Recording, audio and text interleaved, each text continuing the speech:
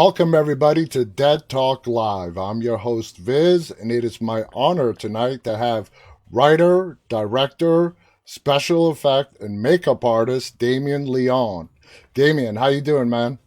Doing well, man. Thanks for having me. Oh, it is our pleasure, and we have lots to talk about. First of all, before we get started, man, I got to tell you, if I was to open up your mind and take a look at the person who created Art the Clown, I think it would absolutely scare the shit out of me. You would think so. You would think so. I'm like honestly, I'm pretty much the complete opposite when you get to know me. I'm very laid back. I listen to very soft, mellow music. I mean, my favorite band of all time is Fleetwood Mac, so that should tell you Wow. everything. Yeah, so I need the checks and balances. So most of my life is pretty laid back, and then when we dig into Terrifier, that's when like the gloves come off and I explore that side of myself. But that's just the fantasy aspect of Oh, my I life. know, and it's the perfect outlet, and you give Yeah, us as fans a great piece of art and movies to watch.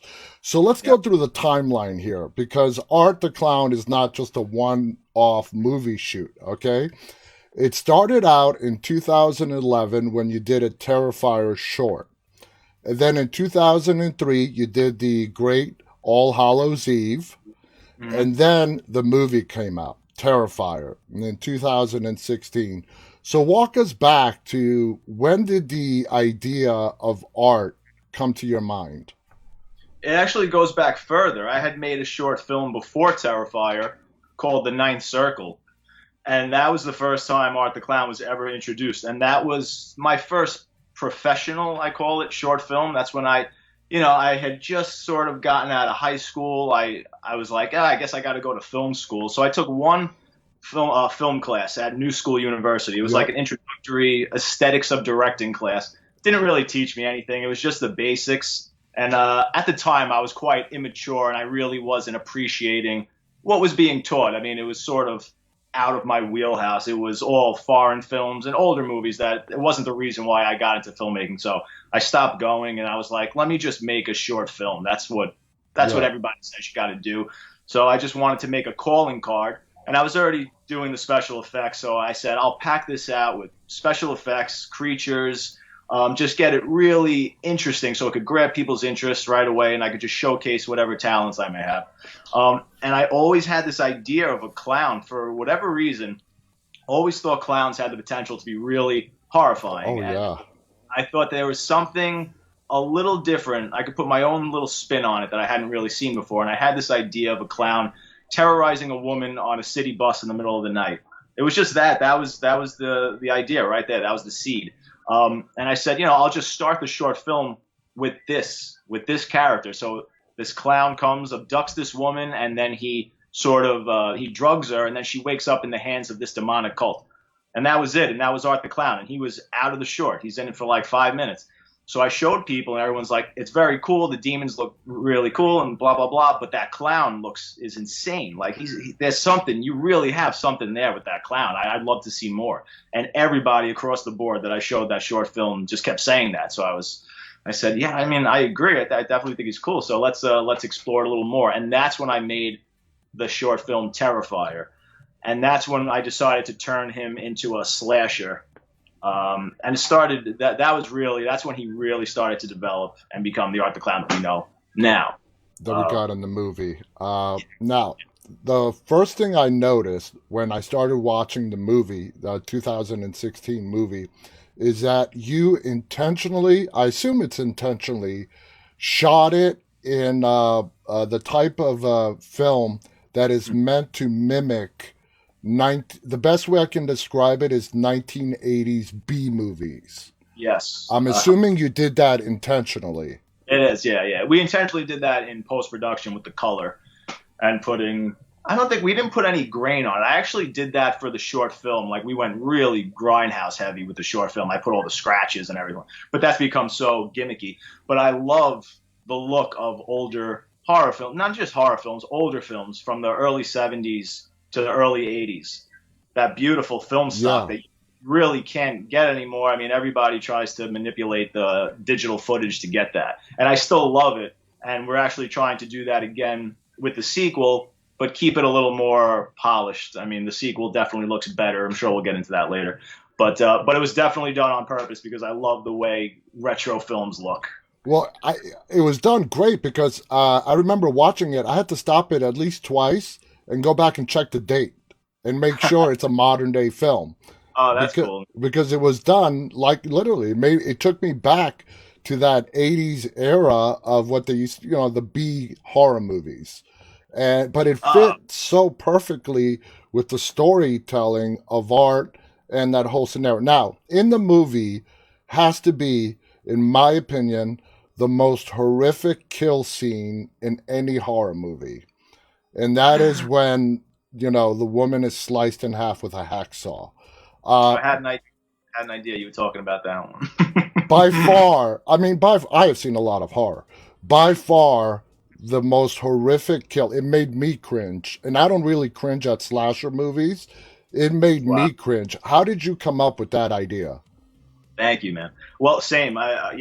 Just like you, grew up loving these movies. You have no idea. I mean, since I'm a little kid, just watching everything you could imagine, and movies I probably should have been watching, definitely should have been watching at that age. So I really have an affinity for those types of films. And it's like when you get to this point, what haven't you seen? Like, what could I do that's going to stand out from the thousands of films that have come before mine? So I started doing some research of medieval torture methods. And I came across this method. I don't know whether it's real or not, if it's just legendary. But supposedly there was, I think it was a kill, honestly, by the church, where they would hang people upside down, Mm-hmm. just like in the film, and they would saw them in half. And supposedly, because you're upside down and all the blood's draining, that you were actually alive for a while because you weren't hitting any major arteries. This is what they say. I mean, it's done a little differently. It's very fantastic in the film. Obviously, you cannot saw somebody like that, but I mean, the way they did it in reality was this giant saw that you would use like two people on each end to like cut logs in half or something like that. Yeah. Absolutely horrifying. And I said, I've never seen that in a film before. So if I could recreate that somehow, I think that would be a showstopper. And we knew that everybody who read the script, as soon as they got to that scene, it was like, wow, that this is going to be the scene that if we pull it off, everybody's going to talk about it. So Exactly. Now, according to IMDb, you did not have that big of a role in the makeup and special effects department for the 2016 movie. Is that true? couldn't be more false. I did all of it. Okay, that's what I thought because I mean you are a big makeup special effects guy. Now, how long did it take to shoot that sequence, and how much of it was there, and how much of it was CGI? We use practically zero CGI. There's maybe 6 or 7 little scenes where I did a little visual effects enhancement Mm-hmm. that it's so subtle you wouldn't even know we're doing it. I would to shoot it. I think it only took us 2 days to shoot. So one day with Catherine, who is our MVP. I mean, what you see happening to her, we basically did. There's no camera trickery. We really hung her up by her ankles. She's hanging upside down, suffering, blood running up her nose and whatnot. So she was the only reason why that scene really exists the way it does. I'm sorry. What was I went on. I just got to pay her. Just how difficult was that sequence to shoot? And you said it took 2 days. Yeah, right. So her stuff was very difficult just because it was so intense. So we had to be really efficient, just get her out there. We could only film with her upside down for a little amount of time. And then the second day was all the inserts with the fake body parts and just the special effects and whatnot. So that was easier and that was fun because there was really no stress there. So shooting it was quick, pretty much. It was the prep that took a long time. Casting her, building those body parts took probably a month to get ready. Wow. Wow. And I have to say, I did all the special effects, but my producer, Phil Falcone, who's the only reason why people have seen these movies, because he's the only person who ever believed in me to give me the money to make them. And he's been with me. He's my partner. He's been with me every step of the way now, especially with part 2. He's a godsend. He has no special effects background whatsoever, but he was like, this is so cool. He's like, if we do this, I want to just hang out. I want to help you. I want to learn. and he was there with me every step of the way, helping me create all the effects. And I was teaching him whatever I can. He's gotten really good at a lot of it. Wow. Yeah, which is great. So I did design it all and apply it all, but he's really always there every step of the way with me. Now, special effects, makeup in particular, is sort of becoming a lost art. And it's amazing that people like you are still practicing it. Who would you say was some of your inspirations, like the Savinis, maybe the Bakers? All of them. But it really is Tom Savini. Savini's the reason why I am sitting here right now, because when I was a kid and I discovered his VHS tape called Screen Greats, I don't know if you're familiar with that. I was very young. I was probably 7 years old or something, and it blew my mind. And I was already so big into horror films, and I idolized the characters like Jason as if they were Superman, for real. Like they were my heroes. And when I saw somebody was responsible for creating them, just like a switch went off, and I was just really blew my mind. And from that moment on, I was just obsessed with special effects. So since I'm a little kid, by the time I was 12, I started taking it very seriously, and I got my first makeup kit. I actually met Savini at a convention when I was 12.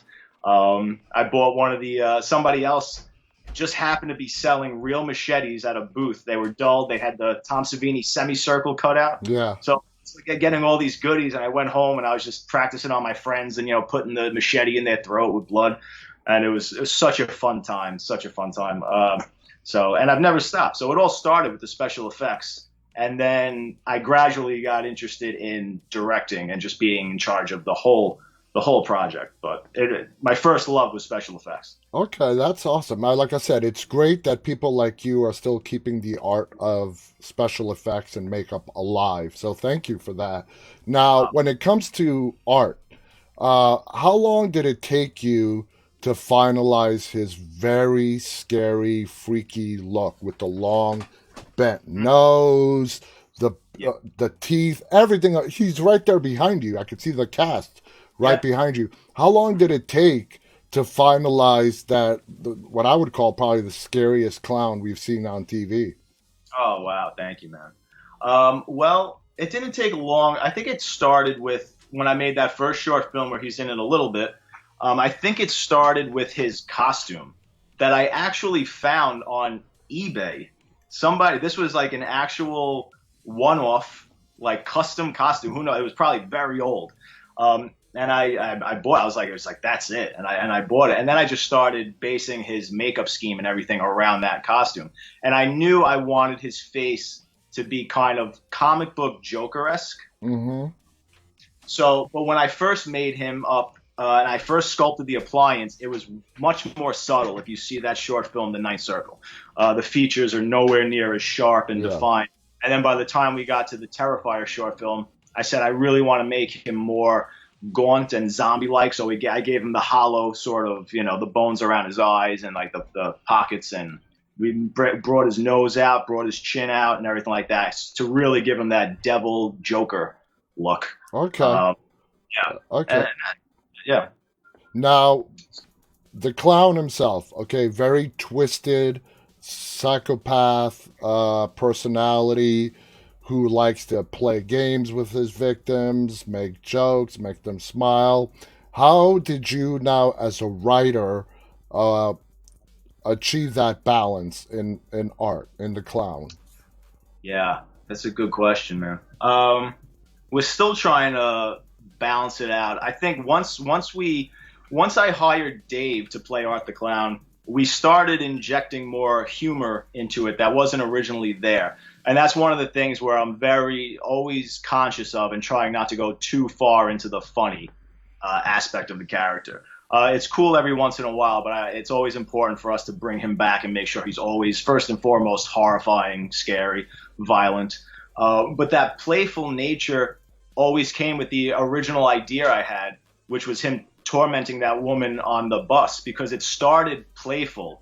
And it always started with that idea of him just honking his horn at her. And then he's like giving her a flower, and just like the way he's just staring at her. So it just starts with this severe discomfort, and then it just gradually gets more and more sinister and physical until he turns into the sadistic killer.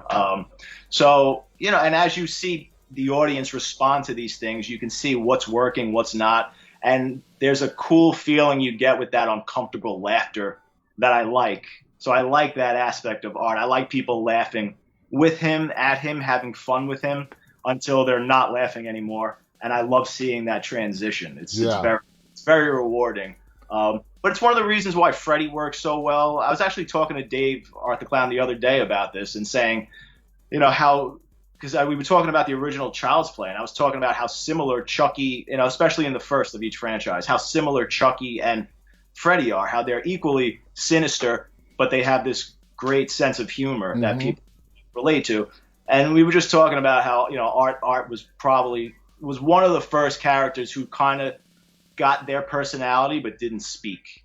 That was the last thing left to do, like the combination, But that's it. It's really reading the audience. I'm a big fan of just reading comments, everything people say. I love getting a consensus. I love seeing what's working, what's not. I have no problem with any kind of criticism or anything. I always want to be better, and I want to keep giving people what they seem to enjoy the most. Yeah. Now, we got to give props to the actor, David Thornton, who portrays Art. Wonderful. Not a single word of dialogue. And you don't need it. You don't need it with Art the Clown. Did you have any role? I'm assuming you had a major role in casting David. Oh yeah. It was just me and Phil. We were there for the casting calls in the room. So how long? Walk us through that process. How long did it take you to find your vision of what Art the Clown should be on the screen? Yeah. Well, it's interesting because Dave is not the first Art the Clown. No, Yeah, so the first Art the Clown was my childhood friend, Mike Gianelli, who's not an actor, but when I was starting out and making these videos and practicing on my friends with special effects gags and just filming, gunshots on the side of my house, I would grab Mike and hook a blood pump up to him.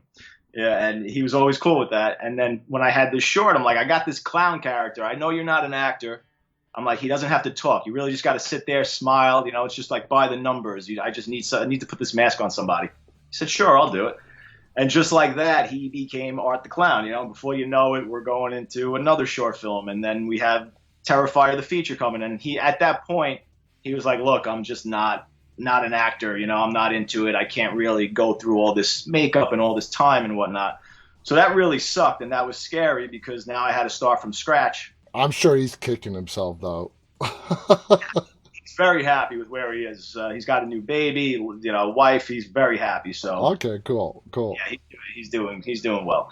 But yeah, when it came to so we had to replace him, and that was really scary because Mike worked. Everybody who watched the both short films, Art the Clown was always the thing there were no complaints. It was like he's working, man. We just want to see more. And now it's like shit. I gotta replace him and start from scratch. This is scary. So we had the casting call, Phil and I. We went to the city. We rented a room, had the actors coming in. And the only thing that I knew now starting from scratch that I wanted that Mike couldn't give me was the physicality. I wanted someone skinnier and a little taller because I always pictured that to be creepier, skinny, lanky, And so that's what I was looking for. And I figured, look, if I have the physicality, you pretty much have the character because the makeup, the costume, it all does a lot of the work. So I was just looking for that physicality. And as soon as Dave was probably the fourth person to come in, walked in the room, physically, immediately, I go, this guy looks great. And he smiled, and I'm like, that smile is fantastic too. I'm like, okay, good start. Now I tell Dave, he's like, what do I do? I don't have sides. I don't have a script. I was like, don't worry about it. I was like, this character doesn't speak. I said, pretend that you're cutting somebody's head off and you're having a really good time. I think that's what I said. And he was like, okay. And he goes into this whole shtick of, you could see the video. We posted it. It's somewhere on Facebook and whatnot of the audition. And he just starts hacking away at this head and he's picking it up and he's pouring salt on it and tasting the blood. And then he skips out of the room doing his Joker trot and all this stuff. And, me and Phil are kind of like nudging each other and laughing and just having a good time watching him. And no, a few other people came in after that. And end of the day, I'm like, that guy was. I mean, if we put the mask on him and he looks good, I don't know what else we're looking for. I think that's the guy. So immediately, I told Dave, like 5 days later or something, come down to Staten Island. I'll put the prosthetic on you, and then we'll do like another makeup test. And spent a whole day with him hanging out. And at the end of the day, we're hanging out for hours. The other day, he's about to go home. He's like, "Wait, so do I have the role?" And I'm like, "Oh yeah, yeah, Now, in the movie, there's a certain scene where he takes off the clown outfit and he's wearing that skin suit. yeah." Okay? I gotta ask you, because at that point, we're all wondering, is this really the same Art the Clown? And for a split second there, I'm like, is this a woman? Could this possibly be a woman? Now, when you did that scene and you put the skin suit down to basically the whole upper half of his body, did you want to kind of throw the audience off and have them questioning, is this really Art the Clown that we know or no? No, but yes and no. I'll tell you what happened. Originally, I wrote that, and he was supposed to wear the body parts on top of his costume Okay. because taking the character again, it's one of the things I like to do is take chances with the character and do things that you don't normally see with these types of slashers. Sometimes it works, sometimes it doesn't, but I do like taking those chances. So I remember talking to Dave like the few nights before, it could have been longer, but it was a little bit before we started shooting it, and I said, Dave, this scene's coming up. I said, I don't think it's going to be as effective if you have these body parts on over your costume. I said, he's gone this far and he's so demented. He's gonna wear them over his naked body. He's gonna be naked. And I said, if you're naked, they're bloody, your body's bloody, you're gonna like transform into a woman, and it's gonna be really effective. You just this image with the wig and everything. I said, I know it's gonna be really creepy and really Was. really disturbing. And because now I'm asking Dave, is he willing to get naked? I mean, this is a guy. This is his first movie, and that's a big deal. And without like missing a beat, he's like, yeah. I was like, I'll do it. He's like, I agree. I think it's gonna be crazy. Let's go for it. So we did it, and that was by far the most uncomfortable day on the set of that movie. And I think it was the first day that Dave met Samantha, who plays Victoria. Yeah. First day they worked together. And it's like everyone's like, what the hell are we making? I mean, this was before, now Terrifier is Terrifier. Then it's like, what the hell are we making? So that was interesting. But I knew it was going to be disturbing as hell. I knew it was going to. Oh, it was very creepy, very creepy. Now, did you get any? What kind of pushback did you get from the MPAA, the ratings people? None, because we didn't have to submit it to them, because unless you're really going into the movie theaters or something, you don't have to present it to them. But there were some distributors who had issues with it, and they wanted the ability to cut things if they had to. So when we were first shopping the movie around, I was like, this is a deal breaker. The effects are a star of the film in and of themselves. Yeah. You cut that out, you lose a major piece of what makes that movie what it is. I mean, Yeah. that movie was not riding on the plot. It's riding on Art the Clown and the kills. Exactly. And we knew that going in. This was going to be a showcase for Art the Clown as a villain. Yeah. Now, how important? Because the movie does happen on Halloween. Is it just an homage to Halloween, the movie? Why Halloween? Why is Halloween so important for you in the story? It's not just an homage to Halloween. It's because it gives him an excuse to be anywhere dressed like that. And I like characters. I like the protagonists to have their guard down a little bit and give him time to work the intensity on them and get them more and more nervous. Because if it's July and you walk into a pizzeria, and there's a clown sitting there right off the bat, that's friggin' crazy, But if it's Halloween, you're like, oh, it's just some guy in a costume, that's cool, no problem. So I like that. I like, especially in part two. I mean, he's walking around populated places a lot more.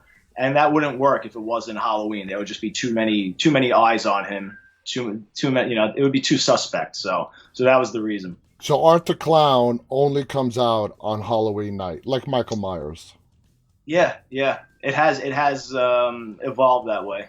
Okay, now that's very cool. Now, let's see. I mean, when it comes to the whole backstory of Art, going into Terrifier 2, which I know is currently in production, what are your plans? Do you plan at any point to give the audience a backstory to Art, or do you just want to keep that to the viewer's imagination?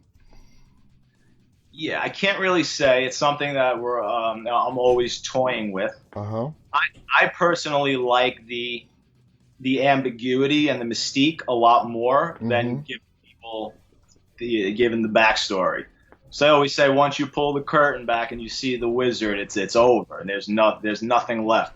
And usually people's their anticipation, the story they're making up in their mind, you're never going to live up to their expectations. Exactly.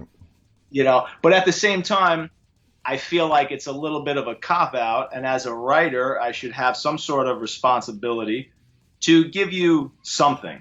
I don't want to leave you totally in the dark. So what I've started doing is giving you clues because I always know what he is at whatever point in time I'm at. It's like if you ask me right now, if somebody put a gun to my head and it's like, "What is Art the Clown? Where is he coming?" I could tell you what I'm thinking right now. But by next week, I'm always thinking of better ideas and something crazier and something different. So it's always evolving. So until you see it in the movie, it's not set in stone yet. Okay, gotcha. Now, starting with the Ninth Circle, when did it become like it's gonna happen where Terrifier was gonna go from a short into a full feature length film? As soon as we made Terrifier, the goal was to make Terrifier and shop that short film around to get money to make a feature. Okay.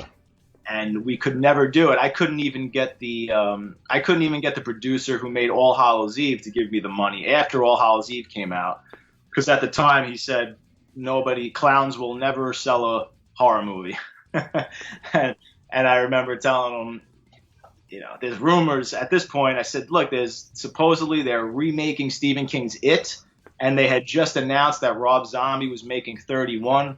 I said, all these clown movies are going to come out. I said, trust me, clowns are going to be huge. And, he's, yeah, Art I the understand. Clown compared to Pennywise, it makes Pennywise look like Dorothy from Wizard of Oz. I appreciate that, man. I appreciate that. That's cool. So let's But talk about the writing aspect. Tell us how you got started as a writer. You told us about the special effects. Uh, how long have you been writing? what was the first thing? First thing I wrote. Again, I guess the first official thing I wrote. I've always been writing little stories as a kid. I was always very creative, drawing, creating, writing stories. But I guess it all started with the Ninth Circle, and making like ever since at the time I was 12 and I started experimenting with the effects. My friend's father had an old JVC camcorder. Well, now it's old, but he had a JVC camcorder, and he would let us use it, and we would always go around. Like I was like the kid in American Beauty. Like it lived here. I always had the camcorder. I walked around everywhere I went. I filmed everything, and I would just force my friends, no matter where we went, to film movies and do something. And that was like my film school, and I lived with that. If my friends weren't around, I would film my action figures, and I would do stop motion, whatever I could do. And I was constantly just watching movies and studying cuts, and then and I would in camera edit, because this was way before I had any access to editing. This was like before people were even editing on computers. I know. So I was in camera editing and doing, teaching myself how to do jump cuts and what looked cool, and fast zooms like Martin Scorsese, whip pans, and all these kind of weird things. So it was all one and the same. I mean, I was pretty much doing everything all at once, just filming and writing, and then just all building to the first short film. But I must say, writing is by far the hardest part. Yeah, The hardest part. that's the heart. Yeah, it's everything, and it's nothing. It's the only time you sit down, unless you're writing with someone else, but I don't. So they always say you're just facing, it's just you and the blank page. There's nothing scarier. I mean, you have to create everything from scratch. Exactly. Very, very difficult to do by far. And it was out of all the things that I do, it's probably the weakest. I'm the weakest at writing. I feel like I've gotten a lot better. I think people will see that when they see part two. But it's a very, very difficult craft to develop. So I have the highest respect for writers. It's such an amazing art form. It really is. Now, I have spoken to quite a few writers, directors, and for me, I'm not a director, I'm not a writer, I'm not an actor, but I would think you, who created the story on paper, to see it through the filming process has to be rewarding because you have the total creative control. Is that how you feel? I do. Yeah, yeah, yeah. It's very rewarding. At the same time, you're never fully satisfied with anything you make because really you're looking at all the flaws and you're always growing and evolving as an artist. So by the time you get to the end, you feel like you could have done so many things better. Hmm. But it is very rewarding, and it is amazing that I don't have really anybody breathing down my neck or looking over my shoulder and be like, "You can't do this. Why are you doing that?" Um, so that's amazing, and that's a privilege. Albeit these are low budget films that I'm making, but still, I get to make my vision. That's pretty amazing. It is. It is pretty amazing. Now, growing up and into your early filming, you said you've been having a camera since your very young years. What would you say, filmmaking wise, directors and whatnot, were your biggest influences? Uh, Easily the two. Well, okay. This is I got to be careful here because I love so many filmmakers. Always idolized a billion of them, like from Spielberg, like you name it, John Carpenter, George Romero. But when I really started taking filmmaking seriously, the two filmmakers that heavily influenced me as a director was Quentin Tarantino Hmm. and Martin Scorsese. So Martin Scorsese was the first filmmaker where I noticed his style. Like I noticed that a filmmaker had a very strong identifiable style, like a trademark. You could see his camera tricks and his moves throughout all of his movies. He would repeat the same things. So that was cool. I noticed that he was, in essence, like starring in his movies to a degree through the camera. So I thought that was really awesome. So it was really those two, especially because when I started taking this seriously, it was around 1994, 95, and that's when Pulp Fiction came out. Hmm. Pulp Fiction, as you remember, just changed the world. Every writer and filmmaker on the planet wanted to be Quentin Tarantino. They still do. Yeah. So Uh, that was he was everything. He was everything. yeah, Tarantino is a filmmaker who is not afraid to take risks, kind of like yourself. Yeah. You Yeah. know, even if he has a dozen people in his ear telling them that it's not going to work, he's going to go for it. You know, if he feels like in his gut it's going to work, he's going to do it. And It's it's gonna be his. It's gonna be Tarantino's. His signature is gonna be all over it, for better or worse. Always better, but I mean, it's undeniably Quentin Tarantino. now I know you can't say much, but what aspect of Terrifier 2 are you most excited for fans to see? I'd be as vague as you possibly can. I know you can't say much. Don't have to be vague at all. This is the easiest question to answer. It's Lauren Lavera's portrayal as our heroine Sienna, by Okay. by far. Um, it's my favorite character that I've ever written, and what she did with this role is just extraordinary. Like this is my Ripley, my the bride. If we're going to talk about Tarantino, like she's such an astonishing character, and she brought so much to this role. And I've been saying this in like every interview.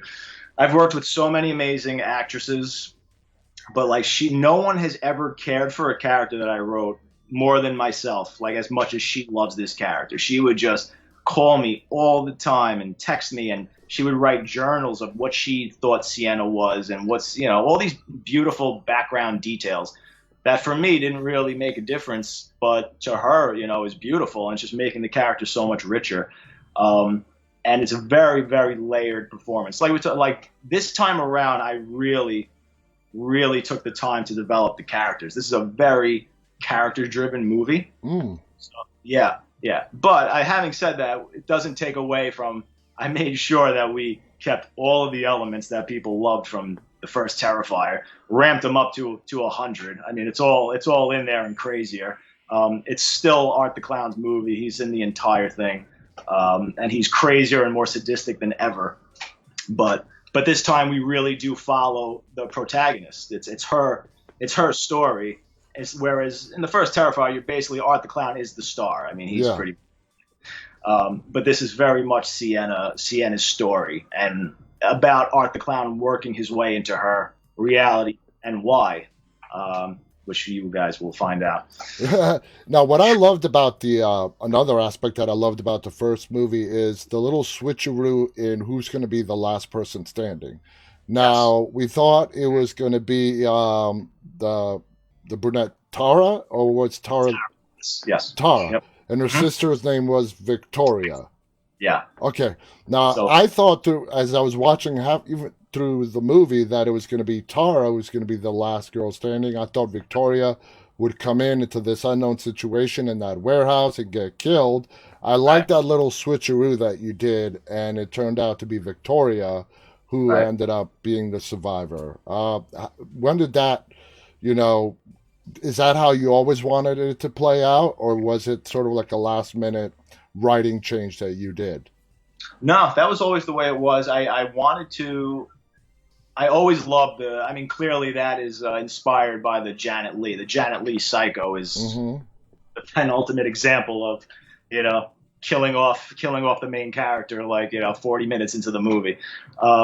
So it wasn't just that I wanted to do that, but like I said, this is really, it's at that point in the movie you realize Art the Clown is the star and not the protagonist. Yeah. So I knew this was going to be his showcase. So I thought it was a great way to do it. And not only that, it tells you so much about his character. One of the things that I wanted to do was make the audience never feel safe around him, and to know that no character, no matter if they're the star or whatnot, is ever safe around Art the Clown. Like he will take out the main character. Yeah. And that's something we continue, that's an important element, and we continue with that motif. So you're never safe around Art. So now tell us a little bit about that homeless lady who was living in the warehouse. Yeah.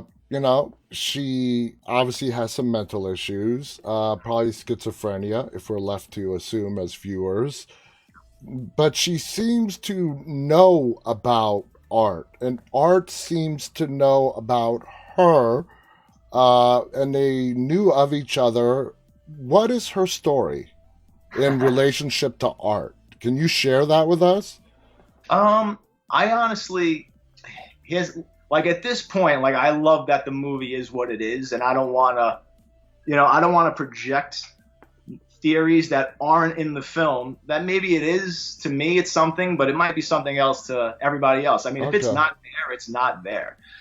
So it's open to your interpretation. But I could tell you when I was writing it, she was just this crazy woman living in the building because, honestly, I needed more victims to get into this building. So instead of just having people just knocking on the door, coming in and this and that, I figured we could have someone who's already a squatter in this building. So that was really it. I mean, and everybody talks about the scene where she finally confronts Art and she's sitting down. He has her baby doll.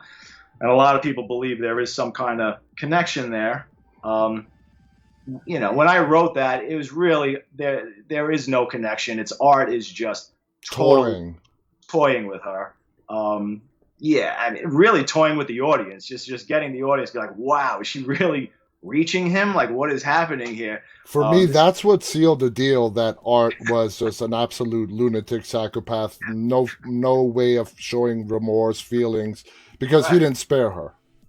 Didn't spare her. I mean, worse. Yeah, when you find out what he did to her, it's insane. It's insanely grotesque. It is. Disturbing. It is.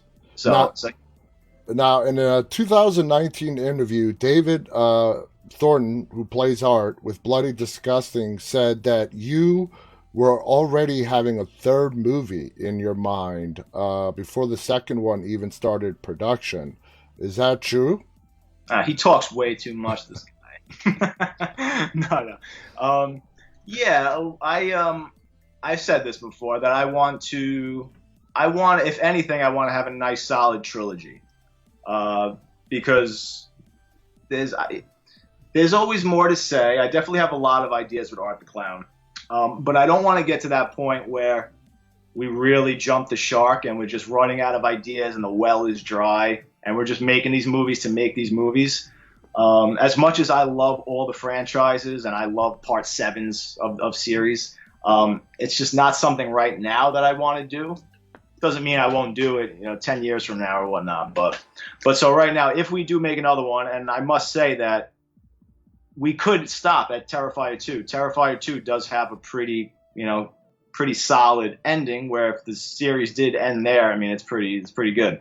But, yeah, I could see us making a third one. Let me say that. Now, is Yeah. Terrifier 2 having a theatrical release whenever it does come out, or is it going straight to video on demand? Um, it's a little too early to say.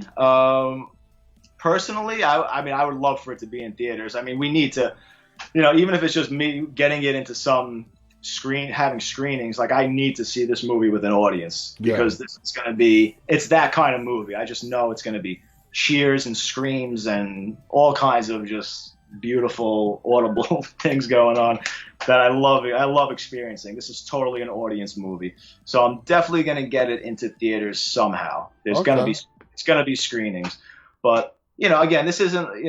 Everything has changed so drastically now, and honestly, unless you're in the elite 1% of Hollywood, you're not going to get a major theatrical release anymore. Okay. So I'm totally cool with that. I really wish that it would just pop up on after a few screenings or whatnot. I wish it would just pop up on Netflix for everybody to see. That would be incredible. But we didn't quite get there yet. We have to show it to our distribution company from Part One, Epic Pictures first, which we're trying to schedule that very soon. We're going to show them a pretty presentable rough cut, which we're very close to having. So that's going to get the ball rolling with distribution. Okay. Now, I would say even though art has been on the screen for us in one way or another for 10 years now, I would still say it's in its infancy when it comes to the whole franchise, quote unquote. Uh, do you own the rights to Art the Clown, the character, or is that now in the hands of your production company distributor? No, I still own the rights. So it's my company, mine and Phil, Dark Age Cinema owns the rights to art. Okay, so that leads me to a next question. Uh, Art the Clown seems like your baby. That's like your vision created. Let's say a major studio part two is a huge success. Art the Clown is really growing to become this big horror icon, and a big studio comes up to you, makes you a great money deal offer. Could you see yourself parting Mm. with the rights to art? That's a hard question. It is a hard question. It would depend on so many things, honestly. Like right now, my gut would say no. That's what I'm saying inside right now. But it really depends. It really depends. Do you see it Um, as your baby? Absolutely, absolutely. Very very protective of the character. Lived with him for so long, and he's like an extension of everything that I grew up loving since I'm a child. Really, because I really have been watching slasher films since I'm like four, maybe earlier. All of them, and they were my heroes. So Art the Clown is like every little piece that worked on me, and I would just taking little bits from Michael Myers, Freddy, Jason, Leatherface, all these little pieces, and just kind of just molding them into art, putting my own little spin on it, and that's art. So Well, very close, very protective of the character. let me share this with you. A couple of weekends ago, I attended the Carolina Fear Fest convention, and they had a whole cosplay event. And one of the best costumes that was there that I saw was somebody in the full getup of Art the Clown. Really? It was that's how big and popular this character is becoming. So, how does it make you feel that the horror icons that you saw growing up, you are in the middle of creating one yourself? Because, like I said, I still think it's in its infancy. That you could be the creator of the next big horror icon in Art the Clown. How does that make you feel, man? It's very surreal, man. It's a dream come true. It doesn't really sink in. It really doesn't. It's so crazy. I mean, every week I'll see a tattoo pop up. Like the tattoos might blow my mind more than anything at this point because that's it. People just getting that permanently That's onto their permanent, bodies. yeah. It's amazing. I'll tell you this: I don't take any of that for granted at all, and that's one of the reasons why we put so much into the sequel because we know how much people love this character. Like at some point, I feel like it's not even mine anymore. I feel like Yeah. it's the fans. So it's like now I'm trying desperately not to screw it up. So taking so much time, again, taking a lot of risks, which has the potential to make the character even greater. I really think that part two is gonna bring him up to another level. I don't know. I could be wrong. I mean, I'm biased, and I'm sure I'm very clouded. Especially, I've been living with this movie, nothing but Terrifier 2 for like 3 years now. Um, but everybody, all I can say for a fact is that I couldn't be prouder of the work we did, the people I surrounded myself with. You know, when the smoke clears years down the line and people find out really what it took to make this movie and what it looks like and what's in it compared to the budget that we had and what people did. I mean, people put in work that, it would like hundreds of thousands of dollars worth of work. Like if they were getting paid like for years working on this movie, but not making a fraction of that just because of the love they had, the respect they had for me, for the movie. I mean, it's really, really a beautiful experience. But you're going to see it all. You're going to see all that work on the screen. It is such a bigger movie. And I really think it's sort of a game changer. This is like a slasher you have not seen. This is like if you saw a modern version of what like a Nightmare on Elm Street 3 must have been like when it came out. This is like Okay. you don't get this kind of slasher movie anymore. So like Wow. imagine like that mixed with Terrifier boiled up into some. It's definitely something you have not seen before. It's gonna have a tone and an atmosphere that is very original. I assure you. I can't So wait. I can't wait. I honestly can't wait. Now, this has already achieved a level of success that a lot of independent horror movies wish to have, and that is to get to a sequel. You've achieved that. Okay, you're yeah, working on the sequel and possibly more. You mentioned earlier that at some point you feel like the character is not even yours, it belongs to the fans. This yeah, franchise, Art the Clown, already has a dedicated following. That following is going to continue to grow. And you talked about the responsibility that puts on you to give its followers what they want. hmm Now, does that responsibility sort of cross over into hindering your writing because you start self questioning your ideas for Art the Clown because there has been so much weight and responsibility put on you to give the fans what they want? yeah. That's a great question. N- At the end of the day, this is tricky because really, at the end of the day, it's like you have to, as a filmmaker, you have to make the movie for almost for you first. Like you have to be happy with it, and at the end of the day, I didn't just set out to make a movie just like checking boxes and be like, oh, I think they'll like this, I think they'll like that, I think like it came from me. It came from me as a fan and what I thought would be cool and what I thought would be fresh and unique, but also very familiar to what we grew up loving, but we sort of kind of lost, or the genre sort of started going in a different Yeah. direction. And now I feel like it's not even close to that anymore. Like it's even further away. So I like to believe that whether you have problems or not, there's things you wish were different. It is because you're sort of digging my imagination at some point. So it's like I want to keep giving you my creativity, but I'm very conscious of listening to the fans and seeing what's working and what's not working. Okay. what could be improved upon. I knew this when I made the first one because there is basically no plot. It's just like a situation. Terrifier 1. So I knew that everybody wanted better characters and a better plot. I mean, that was like unanimous across the board. So writing it, I made sure that I used every bit of my power, my skill set to give you better characters and a better plot. So you're definitely going to have that in this one. I can't think of anything else off the top of my head. But like I said, I read every comment. I see everything.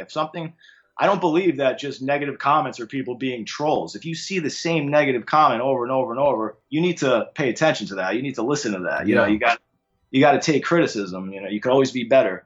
And fans aren't just looking to attack. Some of them are. There's always trolls, but a lot of fans are looking just for a better product. They want to see, how could this be better? I do it myself. Like, I watch movies and big Hollywood movies, and I can't help but write sometimes. I'm like, they messed up here. I really wish they did this. It would have been so much better. Mm-hmm. Look how much better, a similar movie, like a similar classic, did this so much better. They should have followed that route, So I do the same thing. So again, I'm just a fan who happens to be making these movies. So I totally understand. Now that Terrifier, Art the Clown has given you, like, for lack of a better term, Hollywood cred, right? You've got Hollywood credibility now. I do think so, absolutely. You say it, it's official. It is official. Do you have any other, in the form of writing scripts, other ideas that you want to pitch to studios? Yeah, I have one. My dream project which is going to be really hard for multiple reasons, but is a dream project George Romero-esque zombie movie, which now sounds like the most cliche, ridiculous thing. Everything is zombies. Everybody wants to make zombies. But when's the last time you saw something that was so close to the original Dawn of the Dead or Day of the Dead? It's been a while. Yeah, it's been a while. So I feel like I can't say I could. I would desperately try to capture that essence. I mean, I have a script for it. It's friggin' huge. It's amazing. It's an amazing, epic script. It would cost millions of dollars, I'm sure. So this is like a big Hollywood. Somebody would have to come in and give me tons of money. And I want Sylvester Stallone to be the star of that. So good luck there. But that's my dream project. Now, let's talk a little. We only have a few minutes left. Let's talk a little bit about horror in general. For you, what movie was rebooted to your satisfaction in the horror genre? Like Dawn of the Dead 2004, or what other movie that was redone that you thought, you know what, they did this pretty damn well? You know which one out of all the reboots that I liked the best was The Hills Have Eyes. Ah. Yeah. That's pretty good. Yeah. And I love the original Hills Have Eyes. I've actually been watching the original Hills Have Eyes a lot more frequently recently, and I love it. I love it so much more. But yeah, when that came out, because as much as people love the new Dawn of the Dead and the new Texas Chainsaw Massacre, not new, I mean, now they're old, but like the first reboots, I liked them, but they were very... to me, they still couldn't even hold a candle to the originals. I mean, especially like Texas Chainsaw Massacre. It was cool, but it was very, very like Hollywood, very polished, very clean, and just like everybody looks beautiful, and just not feeling that as much. But not a big fan of reboots at all. I like the Evil Dead reboot as well. The Evil Dead, that was great. That was pretty damn good. Before we run out of time, I just got to mention, you have behind you a poster of Class of 1984. That is such a great movie. It is such an underrated movie. I bet you none of our audience has ever even heard of it. Damn, does that bring back memories for me. The school teacher with the punk kids, and to have the poster, I'm assuming that movie had an impact on you. Huge impact on me, man. And I discovered that a little later. I mean, I was still very young. You know, it's funny. When I was a kid, I would always tape movies off of TV. I didn't have cable till like 1997. So I lived in the video store, or I would tape movies off of like whatever 11 channels I had. And like back in like the very early 90s, maybe like around 1990, 91, there was a trailer for that, like a commercial like that was coming on TV. and they marketed it as a Michael J. Fox like vehicle, like he was the star of the movie. Mm-hmm. You know? And then, but I could never get my hands on it. And then in like 1996, I found it in a video store, and I rented it, and it blew my mind. It has been my favorite, one of my favorite films of all time, and to the point where I have the poster. Like I tell everybody, like it is the ultimate like an exploitation movie masterpiece, like across the board. It checks every box. Everything is done to a T, like perfectly. It was well ahead of its time. Well ahead of its time. And you know, Joe Bob Riggs just played this on the last drive-in, and I lost my mind. He's a huge fan of it. Oh man. Yeah. I gotta bring it up to him. I run into him every once in a while at cons. I mean, that was cool. So. Oh, my executive producer just chimed in. He said, I know you just said you don't like reboots, but he said, why don't you remake it? I thought about it. I swear to God. And I thought about doing it with All Girl Gang. Oh, that would be a good twist on it. Female teacher. Yeah. Oh, man. We are out of time. I just want to announce to everybody that Damien is going to be at the New Jersey Con and Horror Film Festival, September 3rd in Atlantic City at the Showboat. It's going to be there's a huge guest list. Damien, Art the Clown, David's going to be there too, right? Yeah, the entire cast, like all the principals are going to be there from Terrifier, which is very rare. We're never a company together. You're going to be there. I'm going to be there covering it as well. I look forward to meeting you in person. So if anyone is interested, want to meet Damien, Art the Clown, it's going to be at Atlantic City, September 3rd, 4th, and 5th at the Showboat, the New Jersey Horror Con and Film Festival. So I invite you guys to come check us out. Damien, it's been an absolute honor and pleasure talking to you. I'm looking forward to meeting you in person. Just don't forget me in September. Dude, I'm going to buy you a drink, man. We'll hang out. Dude. This has been so much fun, dude. Thank you so much for having me on, man. I'll come back and talk about movies anytime, man. Oh, this hour just flew by. Thank you so much, guys. Thank you so much for tuning in. We are out of time. Stay safe, and until tomorrow, guys, on behalf of Damien and myself, stay walking. Good night. Take care, everybody. Bye, man.